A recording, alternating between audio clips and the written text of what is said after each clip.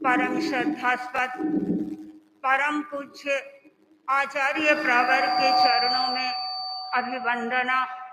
आदरास्पद मुख्य मुनि प्रवर साध्वी वर्याजी, साधु साध्वी वृंद, उपस्थित धर्म परिवार, मैं अपनी बात आचार्य हेमचंद्र के वीतराग स्तोत्र के एक श्लोक से कर रही हूँ। आचार्य हेमचंद्र ने भगवान महावीर की स्तुति में लिखा है, किं कृतेन न यत्रत्वं यत्रत्वं किमसौ कलिः कलौ चेत् भवतो जन्म कलिरस्तु कृतेन किम्। भारतीय परंपरा में 4 युग माने जाते हैं, सतयुग, द्वापर युग, त्रेता युग और कलयुग। आचार्य हेमचंद्र ने सतयुग और कलयुग की चर्चा इस श्लोक में की है।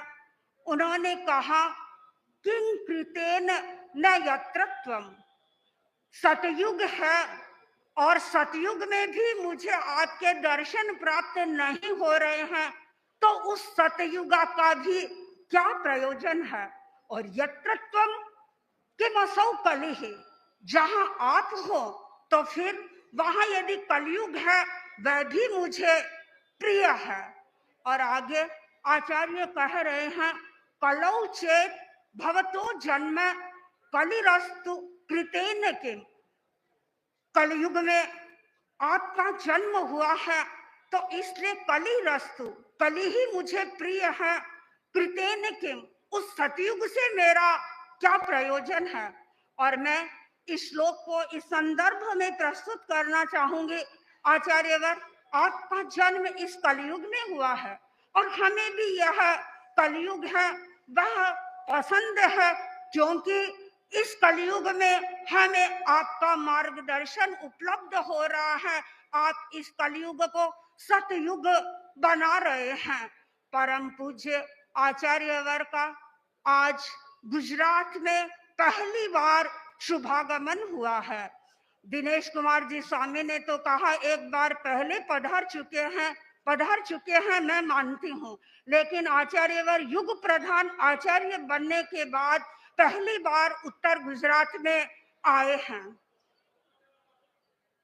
और अंबाजी को वह सौभाग्य मिला है कि आचार्य वर्ग के चरण सबसे पहले इस धरती पर पड़े।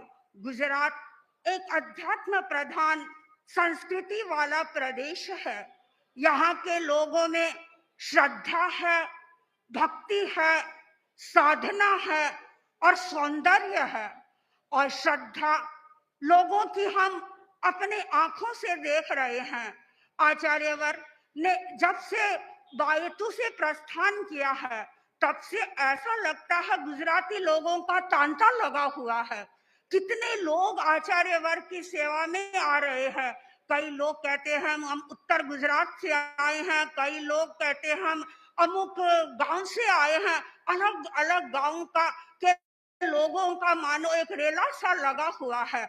और यह भीड़ तभी हो सकती है जब लोगों के भीतर में श्रद्धा का समंदर लहराता है। गुजरात भक्ति प्रधान धरती है। यहाँ पर अनेक मंदिर हैं, अनेक तीर्थ स्थल हैं। और आचार्यवर आज जहाँ पधारे हैं वह एक शक्ति पीठ है। इस शक्ति पीठ पर शक्तिधर आचार्य पधारे हैं और अपनी शक्ति का उपयोग करेंगे जन जन की नैतिक चेतना को जागृत करने के लिए, लोगों के भीतर के जो विकार हैं उन्हें दूर करने के लिए। गुजरात में सौंदर्य है और गुजरात में माधुर्य भी है। गुजरात के लोगों को मीठा खाना अधिक पसंद है और वो कोई चीज व्यंजन भी बनाएंगे, यदि कढ़ी भी बना रहे हैं तो थोड़ी सी उसमें पास चीनी की डाल देते हैं। उनकी जीभ में मिठास है, केवल जीभ में ही मिठास नहीं है, उनके व्यवहार में भी माधुर्य भी हमें मधुर दिखाई दे रहा है। चूंकि गुजरात की धरती ने अपनी एक अलग पहचान बनाई है। गुजरात ने देश को अंतरिक्ष वैज्ञानिक दिया है विक्रम साराभाई के रूप में। गुजरात ने अपने ऐसे व्यक्तित्व को समर्पित किया है देश के सेनानी के रूप में लौह पुरुष सरदार वल्लभ भाई पटेल। उनका जन्म भी यहीं पर हुआ था। गुजरात के उद्योगपति भी प्रसिद्ध रहे हैं, विख्यात रहे हैं। जमशेदजी टाटा और धीरूभाई अंबानी आदि अनेक उद्योगपति ऐसे हैं जो भारत के गौरव को बढ़ा रहे हैं। गुजरात एशिया की दृष्टि से यदि हम चिंतन करें तो एशिया में जो मैनेजमेंट इंस्टीट्यूट है IIM की, इसने अपनी अलग पहचान बनाई है।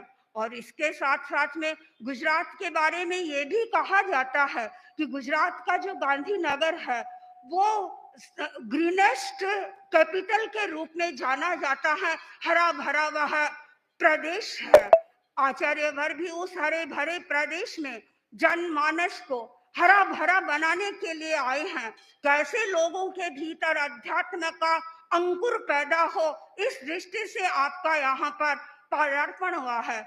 और इसी धरती ने राष्ट्रपिता महात्मा गांधी को दिया है, जो स्वतंत्रता सेनानी बन करके अहिंसक चिंतन के माध्यम से उन्होंने देश को स्वतंत्र बनाया। और इसी धरती पर जन्म हुआ है श्रीमद राजचंद्र का, जिनके आध्यात्मिक व्यक्तित्व से स्वयं महात्मा गांधी भी प्रभावित थे और वे उन्हें अपने गुरु के रूप में मानते थे।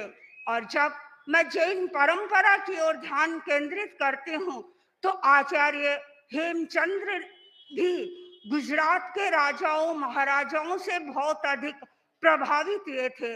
राजा कुमारपाल का नाम भी हमारे जैन इतिहास में लिया जाता है कि किस प्रकार आचार्य हेमचंद्र से प्रभावित होकर के उन्होंने जैन धर्म का प्रचार प्रसार किया था। स्वयं राजा कुमारपाल ने 12 व्रत को स्वीकार किया था।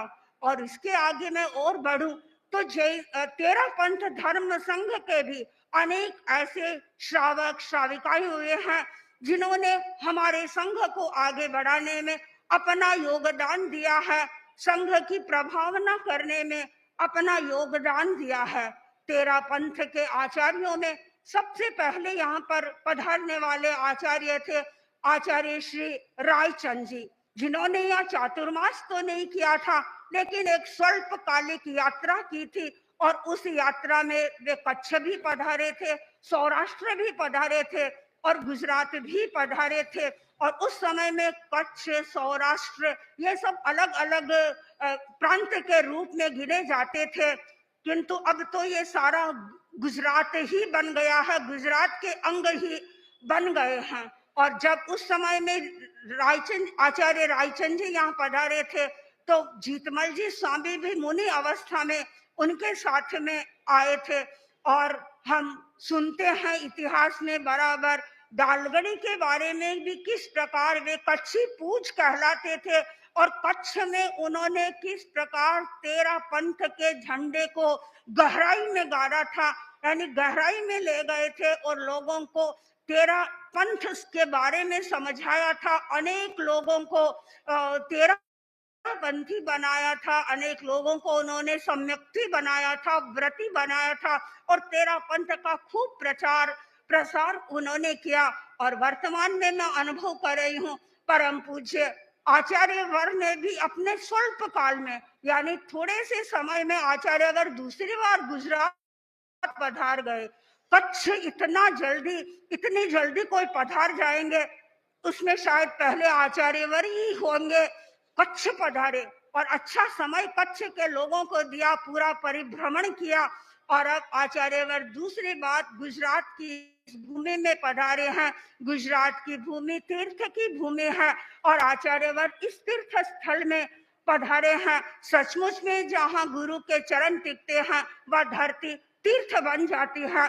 शासन माता साध्वी प्रमुख श्री जी ने एक पद्य बनाया था आचार्यवर के बारे में। उस पद्य के साथ ही मैं अपने विचारों को विराम दे रही हूँ। टिकते जहाँ चरण गुरुवर के, टिकते जहां चरण गुरुवर के धरा तीर्थ बन जाती है। टिकते जहां चरण गुरुवर के धरा तीर्थ बन जाती है।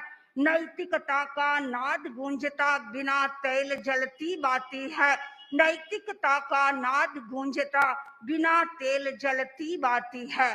परम पूज्य आचार्यवर गुजरात में स्वल्पकालीन समय के लिए आए हैं, पधारे हैं, किंतु यह स्वल्पकालीन समय भी महत्वपूर्ण बने और आचार्यवर की ये जो स्वल्पकालीन यात्रा है वह मंगलमय बने।